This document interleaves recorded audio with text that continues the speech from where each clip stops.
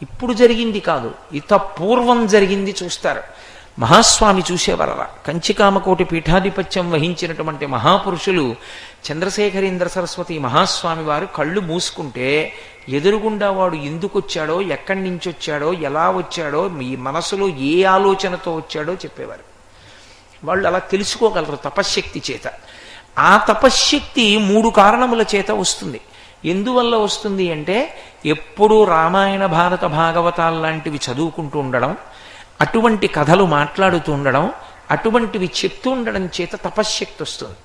రెండవది శారీరకమైనటువంటి కారణం చేత వస్తుంది. ఎప్పుడూ ఒక దేవాలయాన్ని నమ్ముకుని దేవాలయంలో ఏ పరమార్థం కోరకుండా, నాకు ఇది కావాలి అని అడగకుండా, సకాలానికి స్నానం చేసి చక్క దేవాలయానికి వెళ్ళి దేవాలయంలో సేవ చేస్తూ ఒక గుడిని నమ్ముకుని బతుకుతున్నాడు అనుకోండి, ఎప్పుడు శరీరంతో చేసిన సేవ తపస్సుగా మారిపోతుంది. మూడవది మంత్రము. ఒక మంత్రాన్ని కూర్చుని అదే పనిగా జపం చేస్తూ ఉన్నాడు అనుకోండి, ఆ తపశ్శక్తి చేత ఆవిర్భవిస్తుంది. అసలు రామాయణం అందుకే వచ్చింది. కాబట్టి 3 తపస్సే.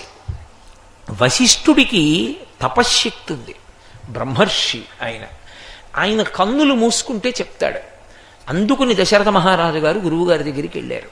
లోకంలో అత్యంత హేయాతిహేయమైన విషయం ఏమిటో తెలుసా?